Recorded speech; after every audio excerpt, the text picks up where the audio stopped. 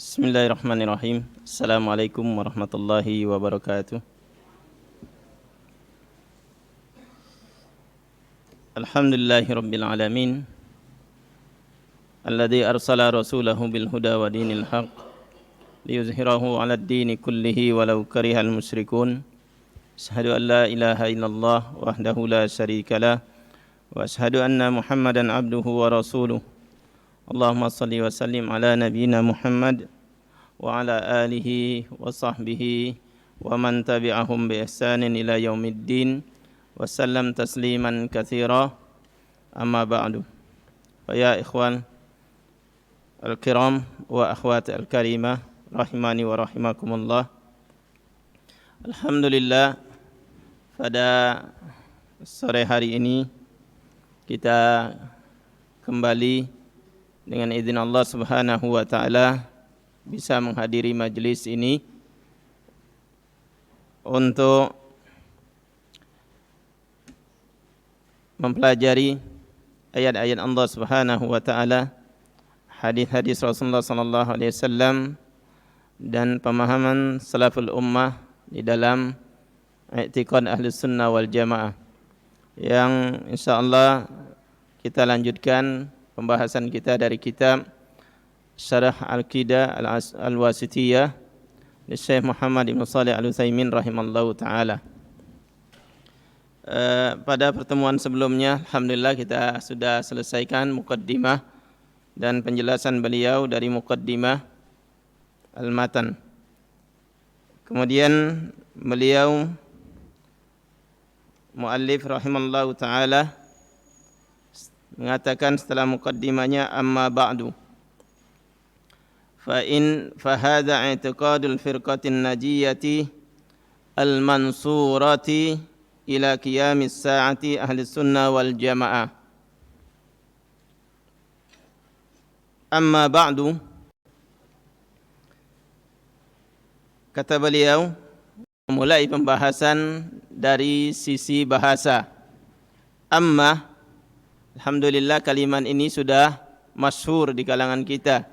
Amma ba'du, lebih-lebih ketika khatib Jumat menyelingi antara muqaddimah dengan isi khutbahnya diselingi dengan amma ba'du. Jadi secara zahir kita fahami amma ba'du adalah fasil antara muqaddimah dan isi khutbah. Beliau menjelaskan, Syekh Muhammad Ibn Shalih Al-Utsaimin rahimahullah ta'ala mengatakan, kita ambil secara ringkas karena beliau menjelaskan cukup panjang tentang ini. Kata beliau, amma hadhihi naibatun an ismi syartin wa fi'lihi. Amma di sini naibah, wakil, mewakili dari kalimat yang cukup panjang yang muqaddar, ditakdirkan, kemudian dicukupkan. Ini fasaha lughatul arabiyyah dengan kalimat amma dan tambah amma ba'du.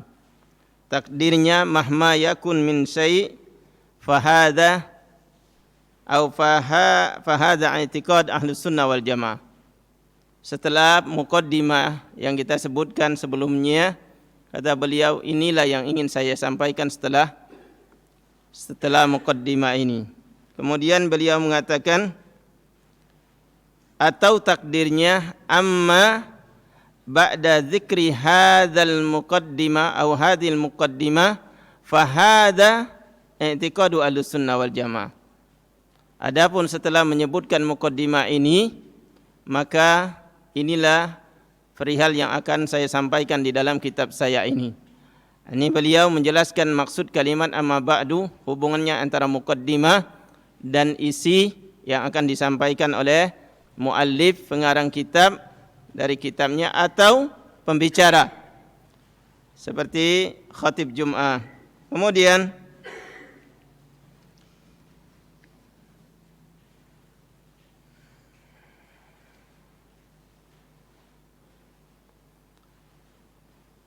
fahada i'tiqadul firqatin najiyah al-mansura ila qiyamis sa'ah. I'tiqad diambil dari wazan ifti'al. Dalam bahasa Arab, wazan iftial dari al-aqdi, minal aqdi, al-aqad, yang maknanya secara bahasa ar-rabtu wasyad, yakni mengikat, menyimpul. Aslinya secara bahasa al-aqdu, i'tiqad al-aqdu ay ar-rabtu wasyad, yakni menyimpulkan, mengikat. Nah, kemudian wa amma fil istilah indahum, secara istilah, huwa hukmu dhihni al-jazim, yuqalu i'taqadtu kadza, yakni jazamtu bihi fi qalbi. Secara istilah adalah suatu yang jazim, yang mengikat di pikiran seorang, yang menjadi inti keyakinannya, yang sulit untuk berubah, yang menjadi sikap batinnya. Ini i'tiqad. Yuqal i'taqadtu kadza, yakni jazamtu bihi fi qalbi. Ketika ini keyakinanku, i'taqadtu, ini keyakinanku, ai sesuatu yang sudah menjadi kelaziman di hatiku, yang tidak aku ingkari, yang tidak bisa dirubah, yang tidak bisa digoyah. Ini makna i'tiqad. Fa in tabaqal waqi fahiya sahih atau fahuwa sahih. Apabila i'tiqad yang ada di dalam hati ini, keyakinan yang terpatri di dalam hati ini selaras dengan realita, maka dia dinamakan i'tiqad sahih. Apabila i'tiqad, keyakinan di dalam hati ini selaras dengan waqi', dengan realita, maka dia i'tiqad sahih.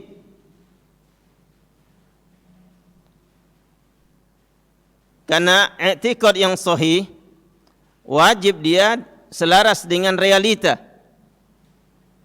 Realita yang sesungguhnya bisa dibuktikan dengan akal sehat apabila dia mahsus, bisa dilihat, bisa dikaji, bisa diteliti, atau bisa dibuktikan dengan dalil yang sahih.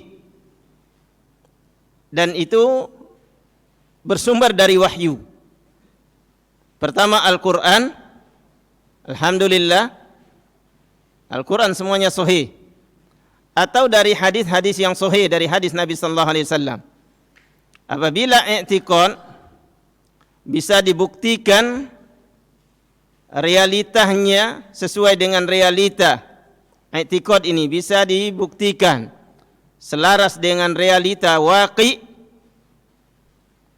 bisa dibuktikan dengan akal sehat, tidak bertentangan dengan akal sehat dan tidak bertentangan dengan wahyu, maka dinamakan i'tiqad sahih. Apabila dia i'tiqad, keyakinan yang dalam hati ini bertentangan dengan realita, dengan waqi', dan bertentangan dengan akal yang sehat.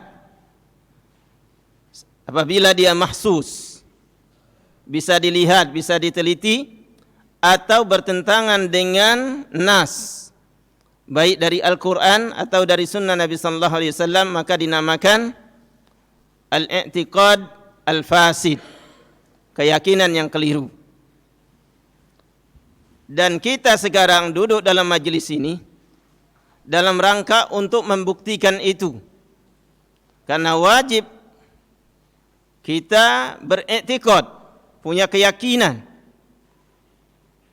terhadap apa yang selaras dengan fitrah kita, yang tidak bertentangan dengan akal sehat, berjalan dengan nas, baik itu dari kitabullah atau dari hadis-hadis yang sahih.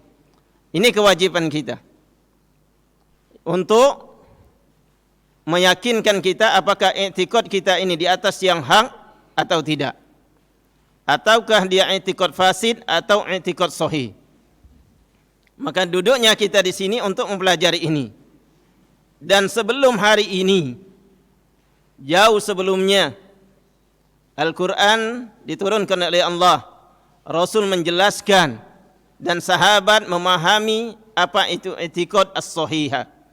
I'tiqad as-sahih, keyakinan yang benar, yang dengannya seorang selamat di dunia dari terjerumus ke dalam kebid'ahan, dalam kemaksiatan, dalam kekufuran, atau kesyirikan, atau kenifakan. Alhamdulillah, Allah subhanahu wa ta'ala dengan rahmatnya telah menurunkan kitabnya, mengutus rasulnya, dan didampingi oleh sahabat-sahabat radhiyallahu an, memahami apa yang Allah turunkan di dalam kitabnya, Rasul jelaskan dalam sunnahnya, kemudian diwariskan kita ila yaumul qiyamah. Ini yang perlu kita pelajari, agar kita bisa membedakan mana yang i'tiqad sahih, yang sesuai dengan realita waqi', sesuai dengan akal yang salim, sesuai dengan nas yang Allah turunkan dalam kitabnya atau Rasul sampaikan dalam hadisnya yang sahih.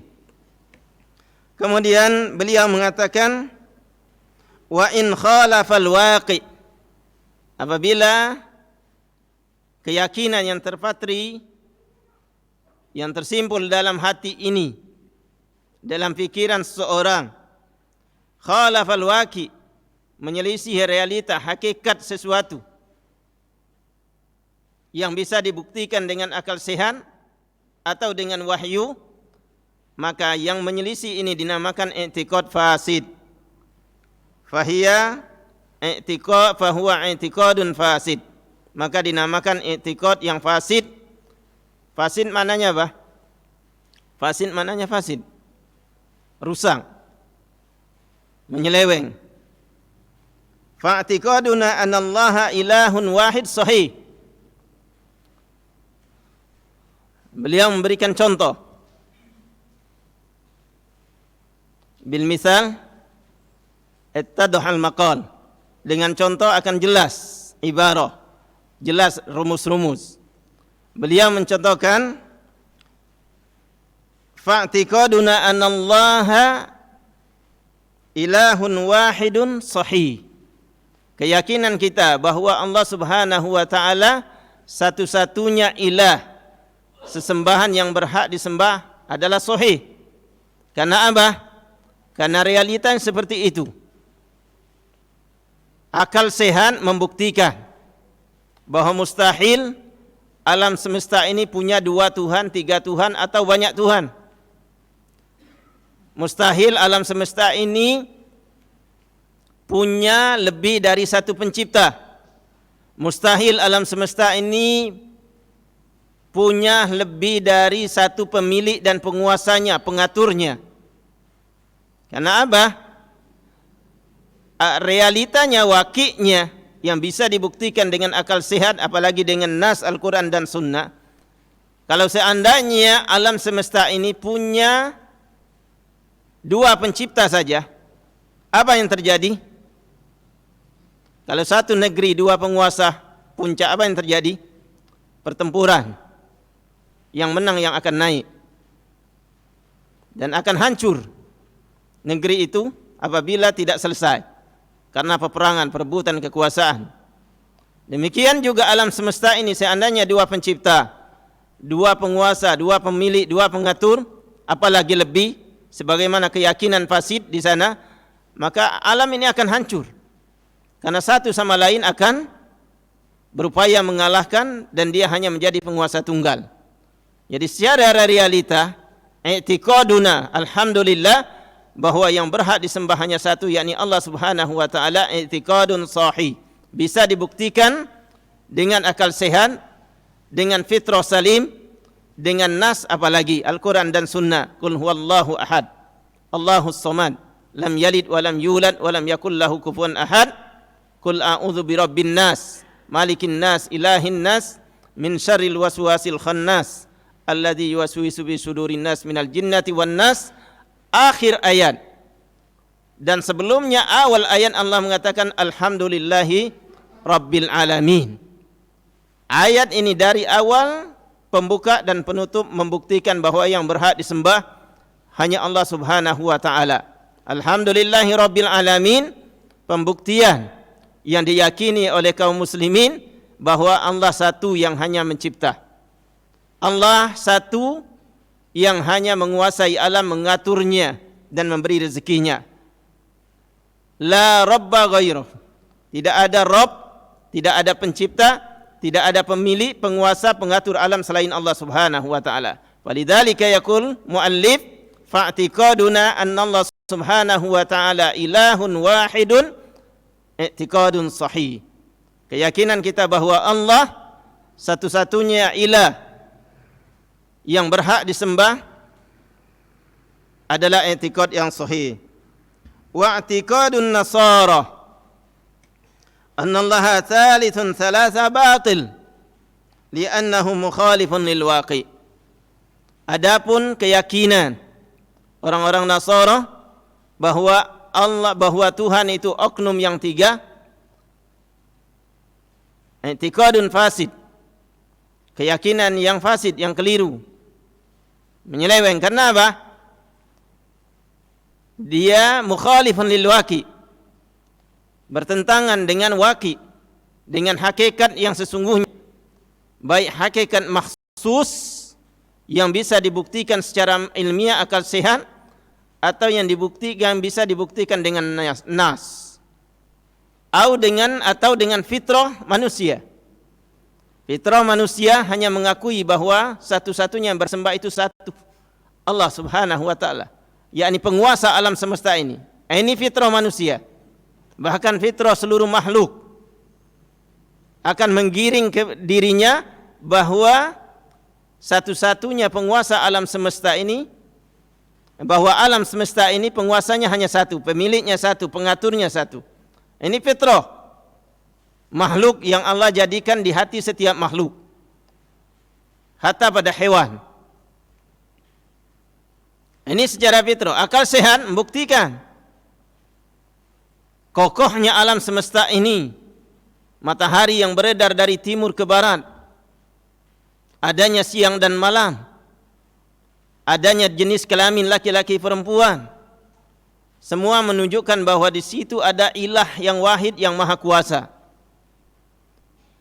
Seandainya ada ilah, ada Rabb, ada sesembahan, ada yang dituhankan selain Allah Subhanahu wa taala, niscaya akan kita lihat kekacauan pada sistem alam semesta ini. Ini akal sehat membuktikan.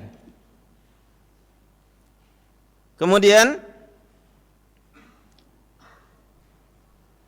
i'tiqad Nasara anna Allah thalithun thalath, bahwa Tuhan itu tiga, oknum yang tiga dari satu kesatuan, adalah i'tiqad fasid. Tidak bisa dijelaskan dengan waqi', bahkan bertentangan dengan waqi', bertentangan dengan fitrah, bertentangan dengan akal sehat. Tidak bisa menjelaskannya. Jelaskan. Bagaimana menjelaskan bahwa sesembahan itu oknum yang tiga? Gimana menjelaskan? Tidak bisa. Oleh karena itu keraguan pada keyakinan mereka senantiasa tetap ada dan semakin besar, kecuali dengan cara dipaksakan, doktrin. Apalagi dengan nas. Ayat-ayat yang ada di kitab suci mereka semuanya membantah bahwa ilah itu oknum yang tiga. Kemudian li'annahu mukhalifun lil waqi' wa wajhu irtibatihi bil ma'na al-lughawi zahir, li'anna hadha alladhi hakama fi qalbihi ala shay'in ma ka'annahu aqadahu alaihi wa shaddahu alaihi bihaitsu la yatafallat minhu.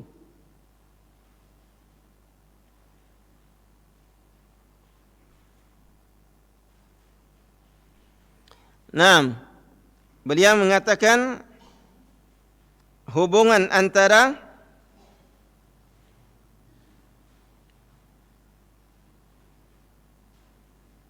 wa wajhu irtibatuhu bil ma'na lughawi zahir. Adapun hubungannya dengan makna zahir secara makna lughawi zahir, kata beliau, sebagaimana dijelaskan tadi, bahwa i'tiqad sahih bisa dibuktikan secara ilmiah, secara keyakinan melalui fitrah yang salim, atau melalui nas-nas wahyu Allah Subhanahu wa taala.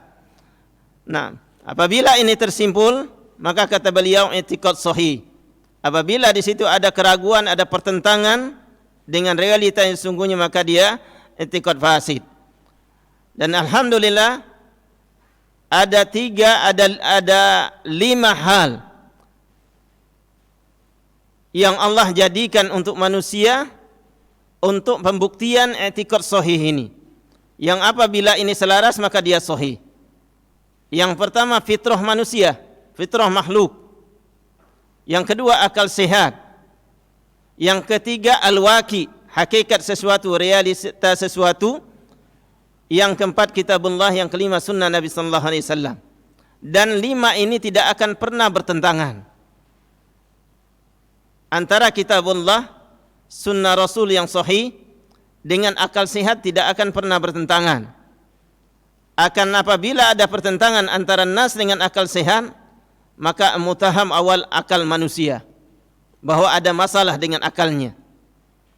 Karena akal yang bersih, yang sehat akan meyakini, membenarkan ayat-ayat Allah Subhanahu wa taala.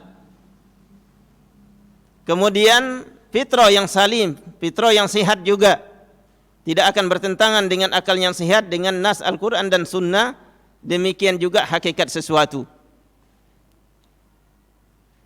Allah beliau mencontohkan tentang keberadaan Allah Subhanahu wa taala, bahwa Allah satu. Dan ini bisa dibuktikan, realitanya seperti itu.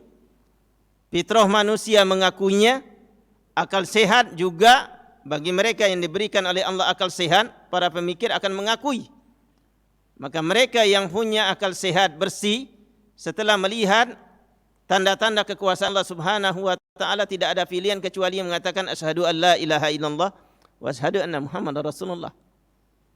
Karena apa? Realita yang Allah paparkan dari realita hakikat alam semesta ini, waqi ini, akan menjadi ayat, dalil untuk keberadaan keesaan Allah Subhanahu wa taala. Jadi 5 unsur ini tidak akan pernah bertentangan satu sama lain bagi mereka yang mau menggunakan akal. Setiap realita tidak akan pernah bertentangan dengan akal sehat, dengan fitrah, dengan nas Al-Quran dan sunnah. Sederhana saja. Contoh yang lain. Asal usul ciptaan manusia. Allah Subhanahu wa taala jadikan asal penciptaan manusia dari tanah.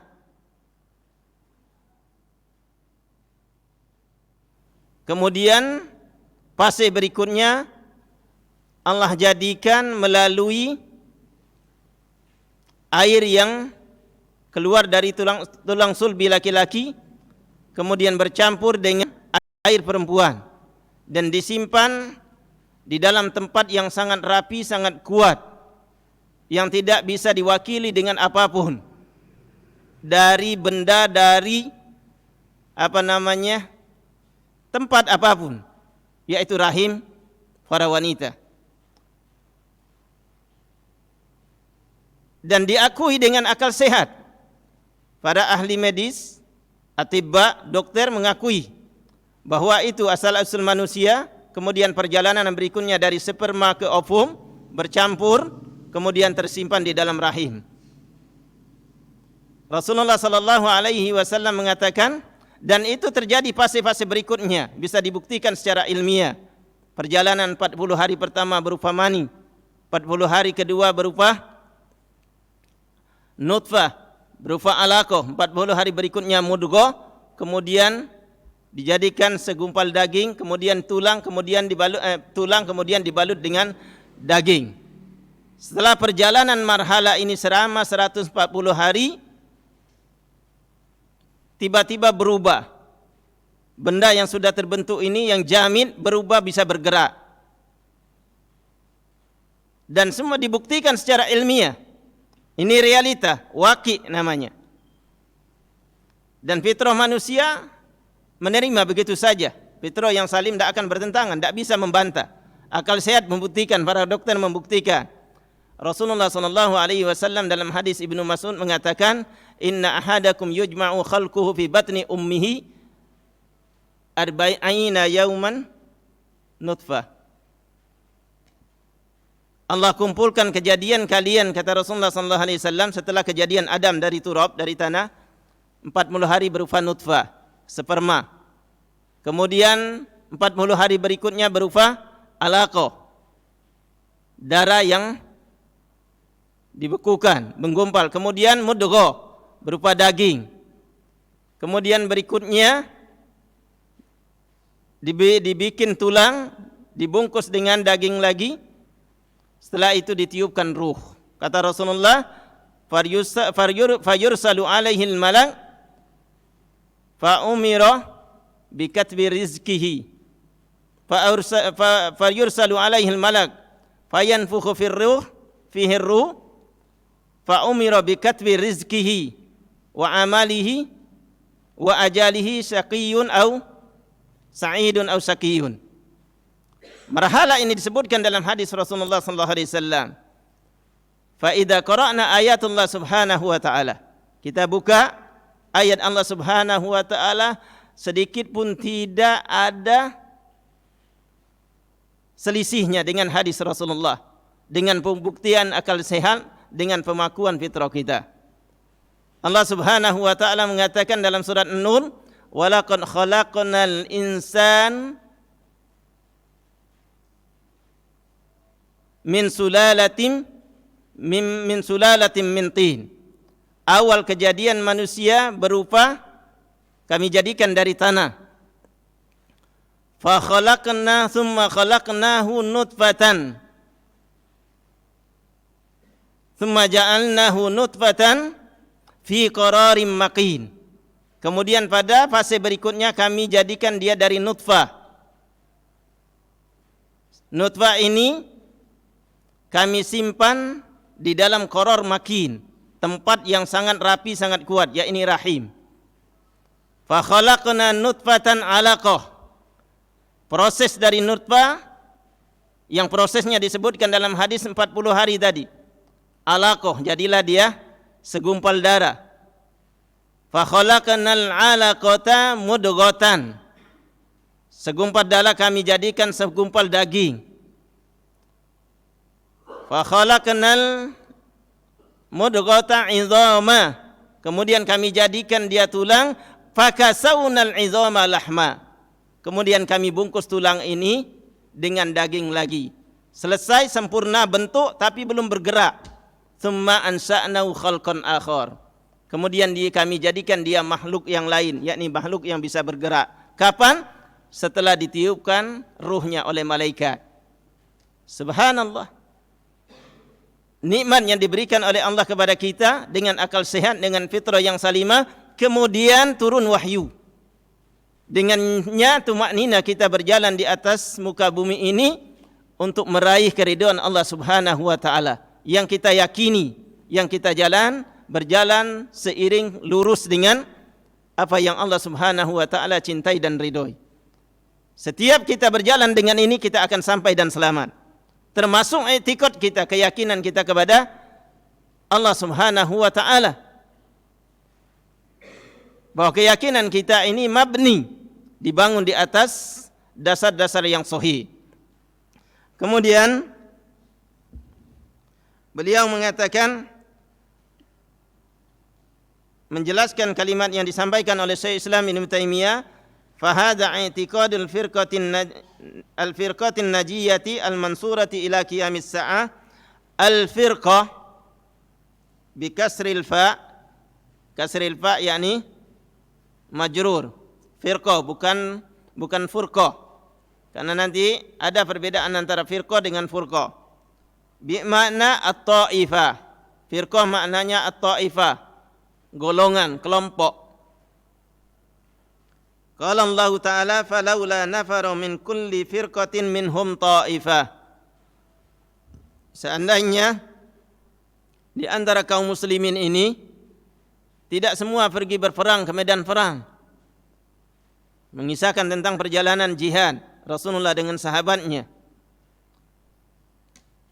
Betul, kaum muslimin dituntun untuk berjihad. Amirul Mukminin, panglima, mengirim pasukan untuk berperang menghadapi musuh, tapi jangan semuanya dikirim. Ada mereka yang menghususkan diri untuk talabul ilmi, untuk mempelajari agama Allah. Karena agama ini hujjah, agama ini burhan, agama ini ilmu. Yang kalau kaum muslimin dibiarkan saja tanpa ada yang mereka menghususkan diri untuk mempelajari agamanya, akan lahir generasi berikutnya yang mereka buta, kelam, berjalan tanpa bimbingan agama, tidak bisa membedakan antara yang hak yang batil, yang ma'ruf dan munkar. La yunkiru munkaran wa la ya'rifu ma'rufan. Yang ma'ruf dia tidak tahu, yang munkar dia tidak ingkari. Bahkan nanti fase berikutnya terbalik.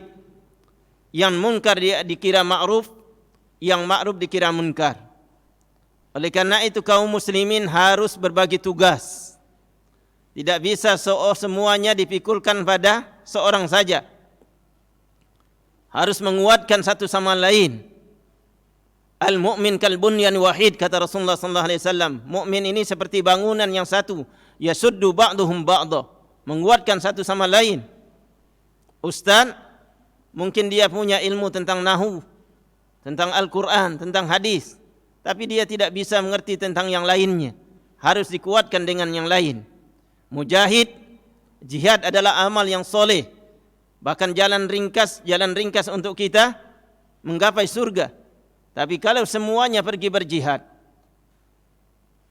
apalagi dalam jihad waktu yang panjang, tidak sempat mereka talabul ilmi, kemudian selesai jihad mereka pulang dalam keadaan tanpa ilmu lagi, karena sibuk dengan jihad. Sementara generasi-generasi kecil butuh pendidik, butuh pembimbing, butuh mereka yang menjelaskan akidah mereka, ibadah mereka, akhlak mereka. Yang terjadi akhirnya muncullah generasi yang buta dengan agamanya, yang terbalik di dalam memandang hakikat masalah agama mereka. Muncullah berbagai perkara baru dalam agama, kebid'ahan, kekufuran, kesyirikan, penyimpangan-penyimpangan di dalam agamanya. Oleh karena itu kata Allah Subhanahu wa taala, falaula nafaru min kulli firqatin minhum ta'ifah. Seharusnya ada di antara setiap dari mereka yang menghususkan diri untuk belajar ilmu agama Allah. Yang gunanya apa? Untuk memberikan penjelasan, bimbingan kepada kaumnya setelah mereka kembali. Liyunzirahum, untuk memperingatkan mereka, menjelaskan agama mereka. Idza raja'u, ketika mereka kembali dari perang atau lahir generasi berikutnya, agar mereka di atas basirah di dalam agamanya. Kemudian ini makna firqah.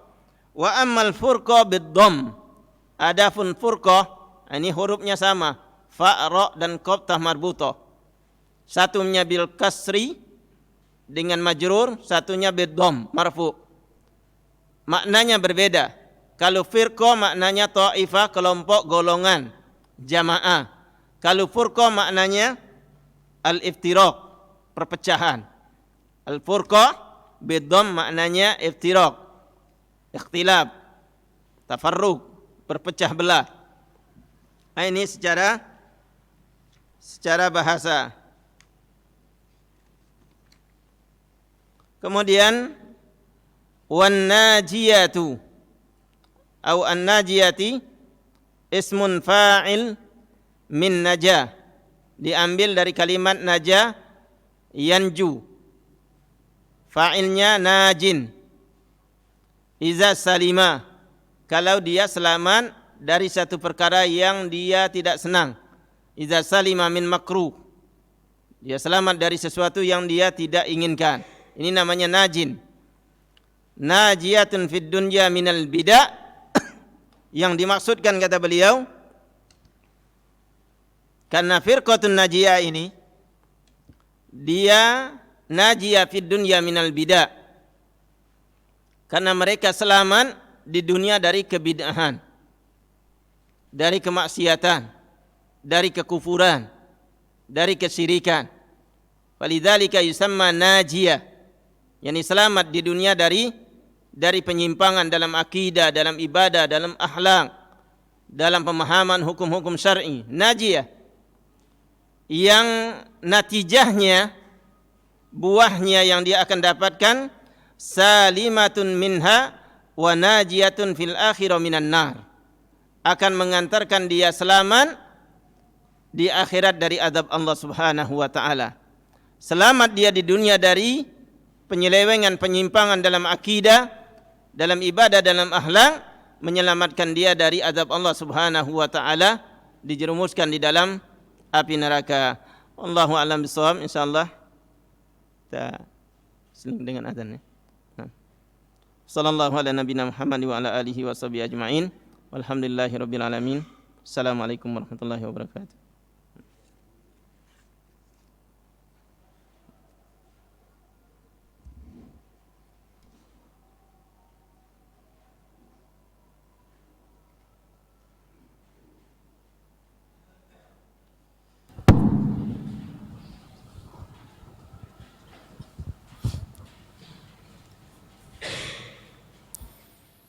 Allahu Akbar,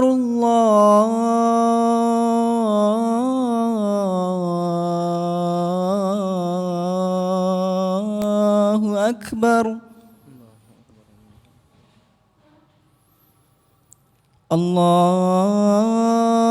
Allahu Akbar,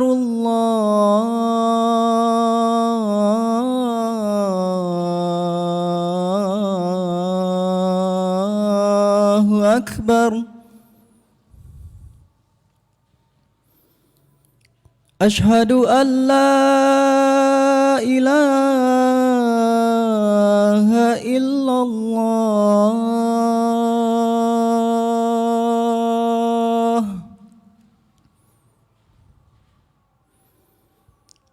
Ashhadu an la ilaha illallah.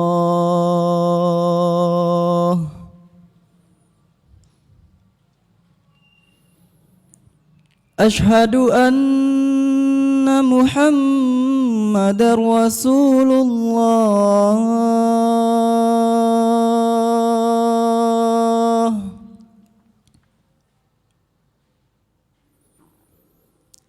Ashhadu anna Muhammadar Rasulullah.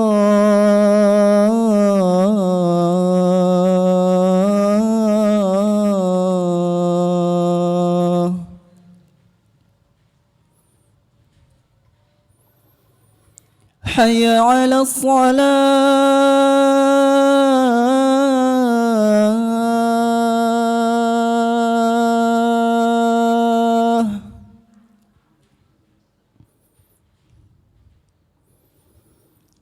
Hayya 'ala shalah.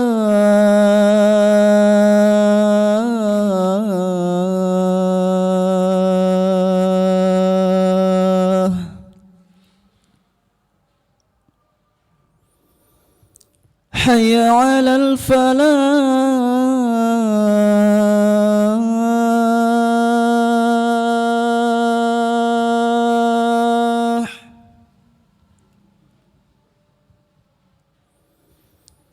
Hayya 'alal falah.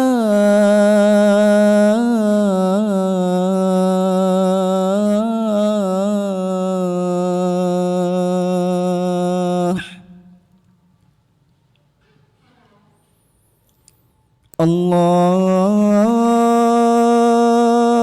Akbar, Allahu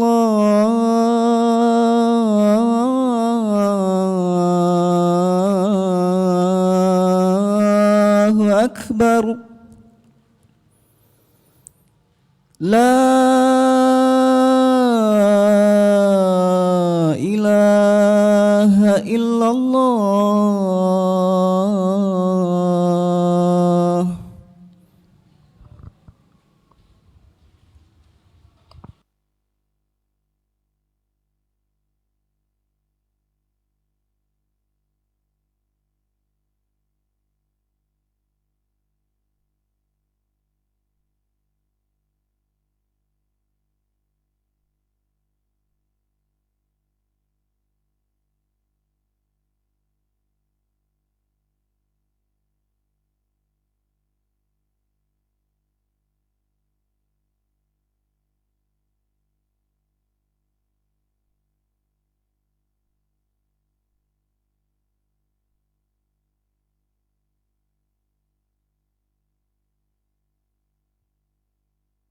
Assalamu ala nabiyina Muhammad wa ala alihi wa sahbihi wa man tabi'ahum bi ihsanin ila yaumiddin wa sallam tasliman katsira, amma ba'du.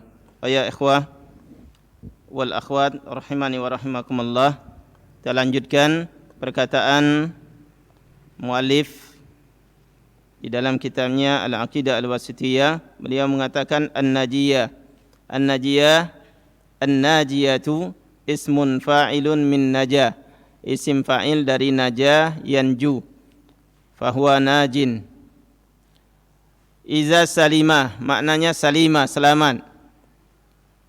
Najiyatun fid dunya minal bida', karena ahlu sunnah wal jamaah. Al-firqatun najiyah, selamat mereka di dunia. Keyakinan mereka dari keyakinan-keyakinan yang menyimpang. Selamat ibadah mereka dari kebinahan.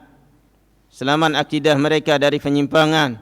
Selamat mereka dari kemaksiatan dan penolakan dari syariat Allah Subhanahu wa taala. Ketika perjalanan mereka selamat di dunia, mengantarkan mereka untuk selamat di akhirat. Wa najiyatun fil akhirati minan nar, sehingga dengannya mereka selamat dari azab Allah Subhanahu wa taala di neraka. Jadi mutalazimah, yakni ada hubungan sebab akibat yang erat antara bangunan yang kokoh yang selamat di dunia dalam i'tiqad dan ibadah dan urusan agamanya dengan keberadaan mereka di akhirat. Nasib mereka, keselamatan mereka ditentukan bagaimana keberadaan i'tiqad mereka di dunia. Selamat mereka di dunia dalam i'tiqad mereka, insya-Allah selamat mereka dari ancaman azab Allah Subhanahu wa taala. Ini menunjukkan harusnya, lazimnya kita untuk memahami dengan benar i'tiqad kita dalam agama kita, agar jangan sampai menggelincirkan kita dari ke dalam azab Allah Subhanahu wa taala. Kemudian beliau mengatakan, Syekh Muhammad Ibn Shalih Al-Utsaimin rahimallahu taala, dari mana dasar najiyah, kalimat al-firqah an-najiyah? Jangan-jangan kamu bicara tentang bahaya bid'ah, bahwa perkara bid'ah tidak boleh, justru ini bid'ah. Beliau mengatakan wa wajhu dzalika, dasar pengambilan dari kalimat al-firqah an-najiyah, jalan selamat, anna Nabi sallallahu alaihi wasallam qala, ada hadis Nabi sallallahu alaihi wasallam menjelaskan, kata Rasulullah sallallahu alaihi wasallam, iftaraqatil yahud ila 71 firqah, ila 71 firqah, wa iftaraqatin nasara ila 72 firqah. Yahudi terpecah menjadi 71 golongan. Nasara terpecah menjadi 72 golongan. Wa satabtariku hadhil ummah ala 30 wa 70 firqah. Umat ini, umat Muhammad sallallahu alaihi wasallam yang zahirnya intisam, pengakuan mereka umat Muhammad sallallahu alaihi wasallam, kata Rasulullah akan terpecah menjadi 73 golongan. 72 dari 73 ini mereka membuat jalan sendiri yang keluar dari rel yang Allah turunkan di dalam kitabnya, Rasul tuntunkan dalam sunnahnya, yang difahami oleh sahabat salafus saleh di dalam bab ini, sehingga mereka menyimpang, tergelincir, keluar rel. Isnin as-sab'in, 72 golongan. Fan-najiyah, yang selamat hanya satu, kata Rasulullah. Kulluha finnar. Jalan-jalan 72 ini menggiring pengikutnya ke dalam ancaman azab Allah Subhanahu wa taala. Illa wahidah, kecuali yang satu. Yang satu ini tidak berbentuk warna atau ukuran atau bangsa atau yang lainnya, akan tapi diketahui, dipahami dengan sifat. Yang sifatnya ini Rasulullah jelaskan secara nas dalam hadisnya. Siapa sifat yang najiyah ini, yang selamat ini? Ketika Rasulullah sallallahu alaihi wasallam ditanya, "Faman wahida ya Rasulullah?"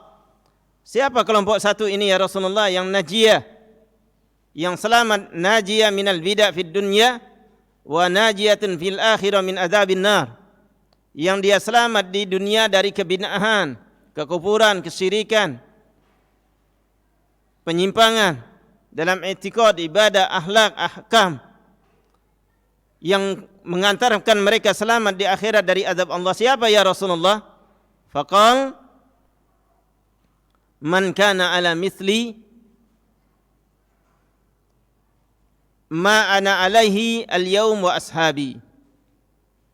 Kata Rasulullah sallallahu alaihi wasallam, yang satu ini, yang selamat di dunia, i'tiqad, keyakinannya mengantarkan mereka selamat di akhirat dari azab Allah. Kata Rasulullah, mereka yang berjalan, beriktikad, yang berpegang dengan yang Allah turunkan kepadaku hari ini dan yang dipahami oleh sahabat-sahabatku radhiyallahu an, kata Rasulullah.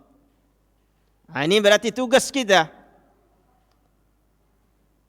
untuk duduk dalam majlis, untuk mempelajari, agar kita bisa selaras dengan sifat yang dijelaskan oleh Rasulullah. Maka na mithli ma ana alaihi al-yawm wa ashabi. Mereka yang berjalan, berpegang, beriktikad dengan apa yang aku ajarkan hari ini, yang Allah turunkan, Allah perintahkan kepadaku, dan yang dipahami oleh sahabatku radhiyallahu anhum ajma'in.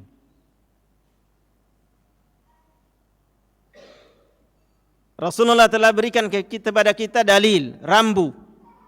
Tinggal kita mempelajari agar sifat yang Rasulullah jelaskan ini bisa kita pahami dan kita berjalan berada di atas rel yang telah disifati oleh Rasulullah sallallahu alaihi wasallam. Hadis ini diriwayatkan oleh Ibnu Umar dalam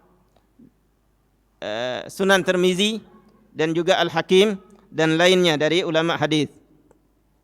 Kemudian beliau mengatakan, hadzal hadis yubayyinu lana makna an-najiyah. Ini jadi cukup, tidak ada keraguan bagi kita, karena hadis ini menjelaskan kepada kita siapa itu an-najiyah. Kelompok yang selamat itu siapa? Apakah Arab? Apakah Ajam? Apa yang warna putih, warna hitam? Tidak. Ternyata kata Rasulullah, an-najiyah yang selamat itu yang mereka mempunyai sifat, pemahaman, i'tiqad, keyakinan, berjalan sebagaimana yang telah Rasulullah sallallahu alaihi wasallam ajarkan, dipahami oleh sahabat radhiyallahu anhum ajma'in, yang mereka oleh Allah Subhanahu wa taala katakan radhiyallahu anhum wa radu'an. Alhamdulillah, kata kunci sudah ada pada kita. Tinggal kita membukanya. Mau kita membuka, masuk ke dalamnya, mempelajarinya, mengikuti jalannya, atau kita enggan. Karena dengan sifat ini Rasulullah sallallahu alaihi wasallam menjamin keselamatan umatnya di dunia, dan selamat, dijamin keselamatannya di akhirat dari azab Allah Subhanahu wa taala, dengan perkataan Rasulullah sallallahu alaihi wasallam, kullu ummati yadkhulunal jannah. Semua umatku mesti masuk surga, kata Rasulullah. Siapa umatnya? Umatnya yang sesuai dengan sifat-sifat tadi. Yang i'tiqadnya, ibadahnya, akhlaknya, pemahamannya dengan hukum, dengan syariat Allah sebagaimana dipahami oleh sahabat radhiyallahu anhum ajma'in. Kullu ummati yadkhulunal jannah illa man aba. Kecuali yang enggan. Semua umatku masuk surga kecuali yang enggan. Qalu may ya'ba ya Rasulullah, siapa yang enggan? Kata Rasulullah, man ata'ani yadkhulunal jannah wa man asani faqad aba. Yang mereka mentaatiku. Di antara kita mentaati Rasulullah, mentaati Allah. Di antara mulazim keharusan mentaati Rasulullah, mentaati sahabat. Karena mentaati sahabat di dalam memahami agama perintah Rasul. Bahkan perintah Allah Subhanahu wa taala, as-sabiquna al-awwalun minal muhajirin wal ansar wa man taba'uhum bi ihsan radhiyallahu anhum wa radu'an. Kata Allah Subhanahu wa taala, muhajirin dan ansar yang telah terdahulu dari para sahabat. Kemudian orang-orang yang mengikuti muhajirin dan ansar sahabat dalam agamanya, dalam i'tiqadnya, keyakinannya, dalam ibadah, akhlak, dalam memahami syariat Allah, radhiyallahu anhum wa radu'an. Mereka akan mendapatkan keridhaan Allah sebagaimana Allah redha kepada para sahabat radhiyallahu anhum ajma'in. Syaratnya satu saja, ikuti sifat yang telah digariskan oleh Allah, dijelaskan Rasulullah, yang dipahami oleh sahabat radhiyallahu anhum. Karena mereka dijamin oleh Allah Subhanahu wa taala. Barang siapa ingin mendapatkan jaminan ini, apa itu? Allah redha kepada mereka sebagaimana Allah redha kepada para sahabat radhiyallahu anhum, ikuti jalannya. Berjalanlah di atas jalan manhaj mereka di dalam memahami agamanya. Kemudian Rasulullah mengatakan, alaikum bisunnati wa sunnatil khulafai rasyidin al-mahdiyyin. Hendaklah kalian berpegang dengan sunnahku dan sunnah sahabat. Maka na misli ma ana alaihi al-yaum wa ashabi. Golongan firqah yang selamat ini, kata Rasulullah, siapa? Yang mereka berpegang, memahami, berjalan, mengikuti apa yang aku wariskan dari agama ini dan dipahami oleh sahabat radhiyallahu anhum ajma'in. Dan hadis ini alhamdulillah menjadi titik terang, menjadi kata kunci untuk kita istiqamah, tumaknina dalam berpegang dengan akidah kita, yakni akidah yang diwariskan oleh Rasulullah dipahami sahabat. Tinggal kita belajar mana sih keyakinan, akidah dan sub-sub masalah dalam akidah, bagaimana Rasulullah menjelaskan dan sahabat memahami. Itu yang kita pegang dan meninggalkan semua perkataan, pemahaman selain dari itu. Karena yang lain tidak ada jaminan. Yang ini jelas sudah jamin, dijamin oleh Allah radhiyallahu anhum wa radu'an. Barang siapa ingin selamat, an-najiyah as-salimah minal bid'ah fid dunya fil i'tiqad wa ghairi, wa salimah min adabillahi fil akhirah bin nar, fa alaihi bihadhihi sifat. Barang siapa ingin selamat di dunia di dalam menjalani agama mereka dan ingin selamat dari azab Allah, maka baiknya harusnya dia berjalan di atas kaidah, kata kunci yang telah diberikan Rasulullah sallallahu alaihi wasallam, maka na mithli ma ana alaihi al-yaum wa ashabi. Sudah jelas, pegang kuat, ambil, yakini, jalani. Ada ajakan, ada provokasi, ada bujukan, walaupun semanis sebagus apapun tinggalkan. Karena gerbong-gerbong kecil ini akan melalaikan kita.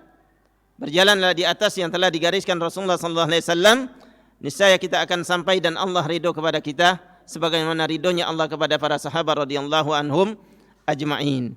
Kemudian, faman kana ala mithli ma alaihi Nabi sallallahu alaihi wasallam wa ashabi fahuwa najin minal bidah. Kata beliau, di dunia barang siapa keyakinannya, ibadahnya, akhlaknya, pemahamannya dari syariat Allah Subhanahu wa taala berjalan seiring dengan apa yang telah Rasulullah jelaskan dalam hadisnya dan dipahami oleh sahabat radhiyallahu anhum ajma'in, fahuwa najin minal bidah. Dia dijamin selamat dari kebid'ahan yang Rasulullah mengatakan kullu bid'atin dhalalah. Seluruh bid'ah, muhdas, perkara-perkara baru dalam din adalah menyesatkan. Wa kulluha fin nar illa wahidah. Dan jalan-jalan bid'ah yang kecil-kecil ini yang keluar dari rel yang telah digariskan oleh Allah dan Rasulnya dipahami oleh sahabat adalah dhalalah, jalan yang menyesatkan. Idzan hiya najiyatun minan nar.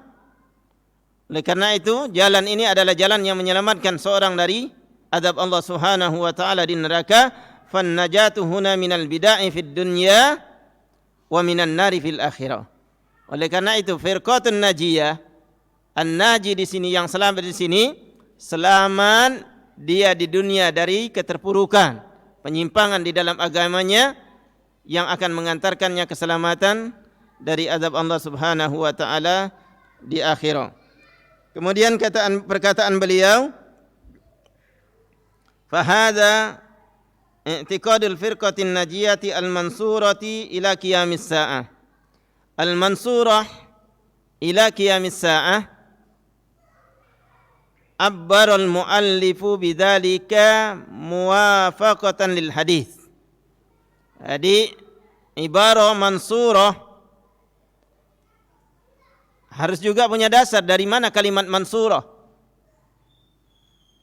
Kalimat mansurah dari kalimat nasara yansuru. Fahuwa nasirun wa zaka mansurun.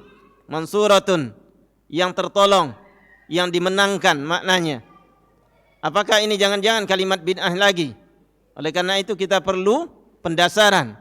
Dari mana pengambilan kalimat ini? Jangan-jangan buat-buatan lagi oleh salafi wahabi lagi nanti. Ya kan? Artinya setiap apa yang kira-kira akan menjadi bahan yang bulian, kita harus punya dasar. Dari mana dasar ini? Kalau tidak kita akan digoreng. Mereka akan berusaha mencari kelemahan. Walaupun seorang di atas hak, apabila dia tidak punya pijakan yang kuat dalam keyakinan hak, bisa dia oleng, bisa dia jatuh terpuruk. Apalagi di zaman banyak fitnah, kebatilan ada pendukungnya, ada pembelahnya. Sebagaimana hak ada pembelanya. Oleh karena itu pembela kebenaran, pembela hak harus punya silah, punya senjata, dan punya tameng untuk mereka membela keyakinan mereka.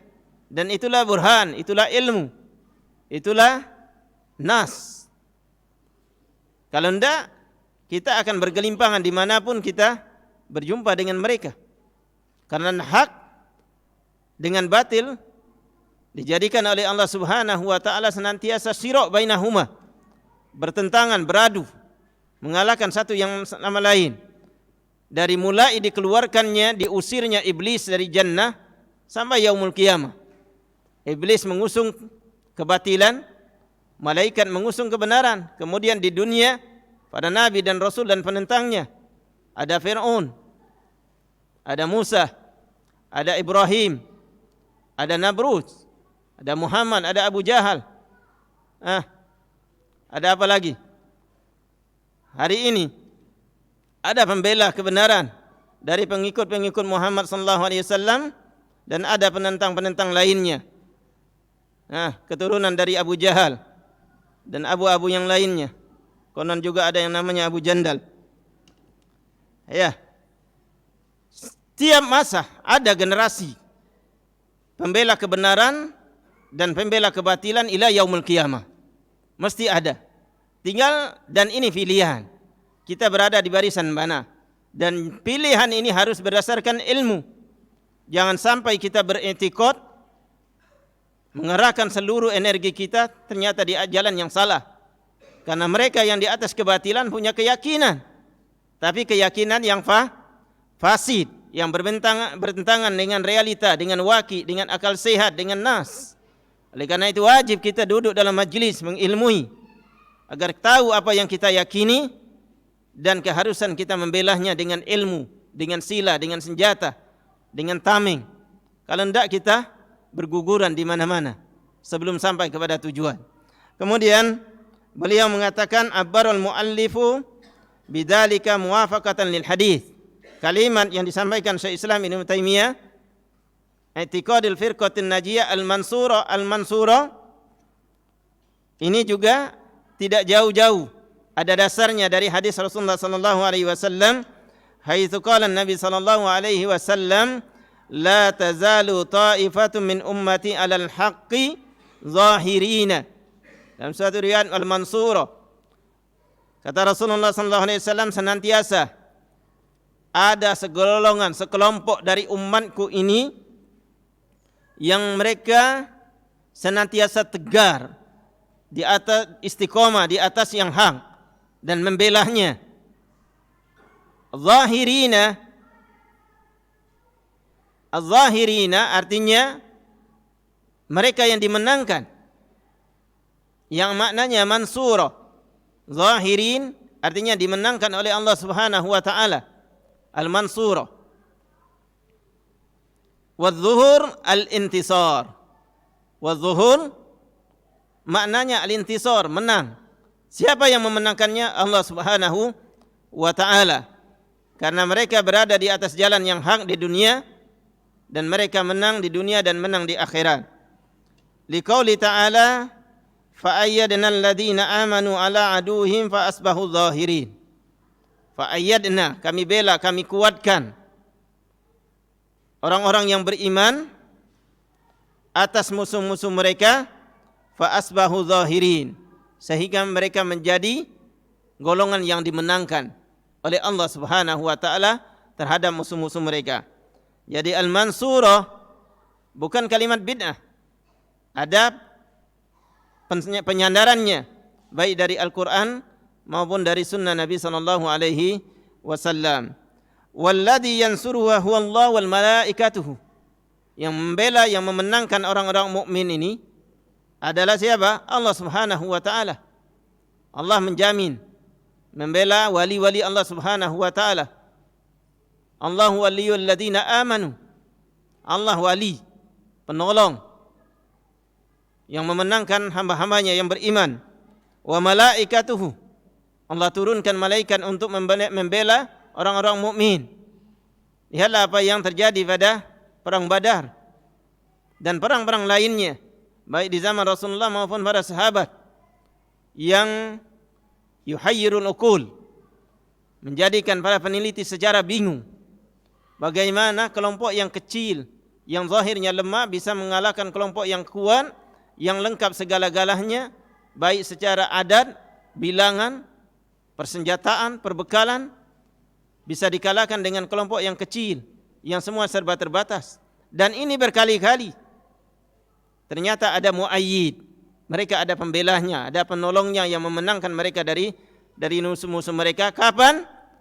Ketika mereka beriman kepada Allah dan Rasulnya. Kemudian fahiya mansuratun ila qiyamis sa'ah. Kelompok ini yang betul berpegang dengan manhaj yang sahih, yang najiyah, jalan yang selamat di dunia ini, akan senantiasa tertolong sampai yaumul qiyamah. Karena Allah menjamin in tansurullaha yansurkum. Kalau kalian membela agama Allah dengan cara yang diredai oleh Allah, membela syariat Rasulullah sebagaimana dituntunkan Rasulnya, maka kata Allah Subhanahu wa taala, ini namanya jumlah syartiyah yang bersyarat. Kalau kalian membela agama Allah, maka Allah akan menolong kalian. Agar kalian mendapat pertolongan Allah, tolonglah agama Allah dengan jalan yang diridhai oleh Allah Subhanahu wa taala. Jadi bela agama Allah, tapi juga dengan cara yang diridhai Allah. Dan Allah jamin menang. Zahir, fa asbahu zahirin. Tapi catatannya, bela agama Allah dengan jalan yang diridhai Allah. Dan Allah tidak ridho dengan kekufuran, dengan kebid'ahan. Bela agama Allah tapi tidak dengan jalan yang diridhai Allah, tidak akan mendapatkan kemenangan. Ini matematika manhaj, matematika akidah. Tidak cukup kita pengakuan bahwa kita mencintai Allah, mencintai agamanya, mencintai Rasulnya, mencintai kitanya, kita membelanya, tidak cukup. Tapi belalah agama Allah dengan jalan yang Allah ridhoi, yang Rasulnya tuntunkan dan dipahami sahabat. Kata Allah, yansurkum, Allah akan bela. Nah, ini matematika manhaj. Untuk mendapatkan pembelaan, pertolongan Allah, datangkan dari musuhnya, bela agama Allah dengan cara yang Allah ridho. Dan Allah tidak ridho dengan kekufuran. Mau jihad pakai jiman, tidak akan menang. Walaupun menang nisbi, zahirnya menang tapi batinnya laknat. Ya. Jihad. Jihad itu amma dia mulia di dunia dengan kemenangan atau dia mulia di akhirat dengan jannah. Orang yang berjihad pakai jimat berarti dia ingin menyelamatkan dirinya, bukan bela agama Allah. Dia ingin dikenal manusia, dia hebat. Orang jihad adalah membela agama Allah Subhanahu wa taala. Karim di dunia atau sa'id fil akhirah. Dimenangkan di dunia atau dia dijanjikan dengan surga di akhirat. Oleh karena itu, syaratnya untuk mendapatkan pertolongan Allah berjalan di atas jalan yang diridhoi oleh Allah Subhanahu wa taala. Allah tidak ridho jalan kekufuran, kesyirikan, kebid'ahan. Kenapa sampai hari ini umat miliar senantiasa dihinakan, lemah di segala posisi, politik, sosial, ekonomi, semuanya di urutan belakang. Sebabnya apa? Padahal umatnya banyak yang bersemangat, bercita-cita membela, ingin mengangkat kemuliaan agamanya banyak. Tapi kenapa tetap berjalan di tempat? Karena mereka membela agama Allah dengan cara tidak di atas keridhaan Allah dan Rasulnya, dan jalan yang dituntunkan Rasulnya. Kunci yang berpegang kunci palsu. Oleh karena itu, intan surullah yansurkum. Kalau kalian membela agama Allah dengan jalan yang Allah ridhoi, mesti Allah akan jamin kemenangan. Sebagaimana Allah jaminkan kemenangan itu pada Rasulnya dan sahabatnya dan orang-orang mukmin dari salafus saleh. Betapa banyak kisah-kisah yang sulit untuk dijelaskan secara akal sehat. Satu kelompok pasukan kecil mengalahkan musuh yang berlipat ganda. Lihatlah pada perang Badar, lihatlah pada perang Khandaq, lihatlah pada perang Mu'tah, lihatlah apa yang terjadi pada Qadisiyah, yang terjadi pada perang Yarmuk. Berlipat ganda musuh-musuh Allah dihadapi oleh kaum muslimin yang jauh bandingan dari sisi pasukan, jumlah pasukan, persenjataan dan lainnya, tapi dimenangkan oleh Allah Subhanahu wa taala. Yang membuat kita merinding. Apa dasar mereka? Keimanan mereka kepada Allah Subhanahu wa taala. Termasuknya mereka dengan tuntunan Rasulullah sallallahu alaihi wasallam, Allah menangkan mereka. Nah, oleh karena itu sedikit lagi kata beliau, walladzi yansuruhu wal malaika huwa Allahu wal malaikatu wal mu'minun. Yang membela mereka sehingga mereka menang adalah Allah, dan Allah utus kirim para malaikatnya dan orang-orang yang mukmin yang istiqomah, yang tegar di jalan jihad membela agama Allah. Hatta qad yansuruhul insanu minal jin, hatta qad yunsarul insanu minal jin. Bahkan boleh jadi kata beliau dari kalangan jin muslim membantu kaum muslimin dalam jihad mereka. Yansuruhul jinnu wa yurhibuna aduwahu, dengan cara menakuti musuh-musuh Allah Subhanahu wa taala dan musuh mukmin. Nam ila qiyamis saah, sampai hari kiamat. Ila yaumul qiyamah fahiya mansuru ila qiyamis saah. Fahiya mansuratun ila qiyamis saah. Kelompok ini akan dibantu, dibela, dimenangkan oleh Allah Subhanahu wa taala sampai yaumul qiyamah. Insyaallah ini saja dulu yang bisa kita sampaikan, ya. Kita cukupkan. Dan inilah ya thariqah baca kitab seperti ini, kajian kitab. Oleh karena itu ada hal-hal yang kadang-kadang agak menjenuhkan. Baiknya kita pegang kitab, karena ada hal-hal yang perlu kita jelaskan secara detail, istilah, mustalahat, pemahaman, sehingga betul-betul apa yang kita dapatkan terpatri. Ini kajian kitab. Ini mestinya begitu jalan talabul ilmi, gitu ya. Alhamdulillah sampai hari ini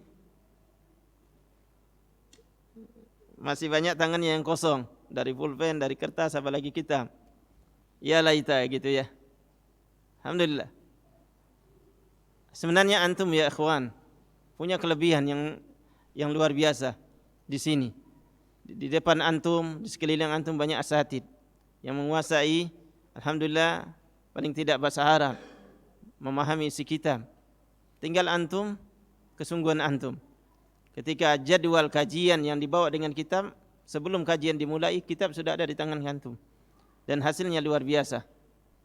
Lihatlah teman-teman kita dulu, tidak usah jauh-jauh ke negeri seberang. Dulu awal-awal dakwah salaf ini, dakwah Ahlussunnah wal Jamaah ini, yang paling gregetnya besar di Jogja. Ketika itu ana masih di IAIN. Awal daurah yang saya ikuti di IAIN. Kecemburuan luar biasa di hati saya. Kenapa? Guru-gurunya anak-anak UGM. Saya dari IAIN Pondok Pesantren Gontor, Wali Songo lagi. Guru yang di depan saya dari anak-anak UGM. Ditanya fakultasnya apa? Nuklir. Fakultasnya apa? Kedokteran. Ternyata kelebihan mereka dapatkan dari waktu yang luang. Mereka meminta ustaz untuk bacakan kitab, jelaskan per kalimat, apa ini maksudnya, apa kedudukan kalimat secara bahasa, secara nahwu, shorof, hubungan kalimat satu dengan kalimat yang berikutnya, dan apa makna, bagaimana memahaminya. Terbangunlah ilmu. Akhirnya apa? Ya, ini bukan termasuk tahadduts bin ni'mah. Muncullah yang namanya manusia bernama Firanda, bahkan sampai doktor. Tahu antum kan? Ada yang namanya Abdullah Fauzan, adanya Afifi. Tahu Afifi? Itu ingat betul, beliau di dulu kedokteran. Saya di IAIN hampir semester akhir. Kedokteran, ngajari anak IAIN, anak Gontor, dan kita nyerah. Karena apa? Mereka berjalan di atas jalan dan kita kiri kanan. Alhamdulillah Allah berikan hidayah. Dan antum alhamdulillah muda-muda, ada yang masih mahasiswa, bahkan semester 1. Selama perjalanan mahasiswa dari semester 1 sampai selesai, itu terlalu lama untuk memahami kitab Allah, memahami hadis-hadis Rasulullah, memahami kitab ulama, bisa bahasa Arab. Tinggal bagaimana antum etikot betul ingin membela agama Allah. Intan surullah yansurkum. Insyaallah. Tidak jauh-jauh. Di antara mereka juga keluaran dari Jogja. Ustaz Aidil, kedokteran beliau, ya kan? Kedokteran, pernah jadi mudir sini juga kan? Beliau umum, tapi belajar sambil belajar kedokteran ini. Alhamdulillah sekarang jadi mudir. Bahkan mudir Mudsun dan mudir Zadul Ma'an. Dari kuliah umum. Artinya kita belajar mengambil hikmah yang baik, meninggalkan yang jauh. Jangan sampai setelah banyak ustaz, udah serahkan aja tugas ini pada ustaz. Dah, justru antum meramaikan. Ikan tekad. Duduklah di depan ustaz, di tangan antum ada pulpen, ada daftar, ada buku tulis, ada kitab. Pelajari ustaz, apa ini maknanya, apa kedudukannya. Tidak akan lama. InsyaAllah itu yang akan bermanfaat untuk kita. Dan ini majelis kita berada di pondok pesantren. Ya, kebanyakan anak muda, mudah-mudahan ini untuk jadi satu inisiator buat kita semua dan motivasi juga untuk kita agar kita punya tekad yang kuat untuk membela agama Allah Subhanahu wa taala. Insyaallah ini yang bisa kita sampaikan. Subhanakallah wa bihamdika asyhadu an la ilaha illa anta astaghfiruka wa atubu ilaik. Wa sallallahu ala nabiyyina Muhammad wa ala alihi wa sahbihi ajma'in. Walhamdulillahirabbil alamin. Assalamualaikum warahmatullahi wabarakatuh.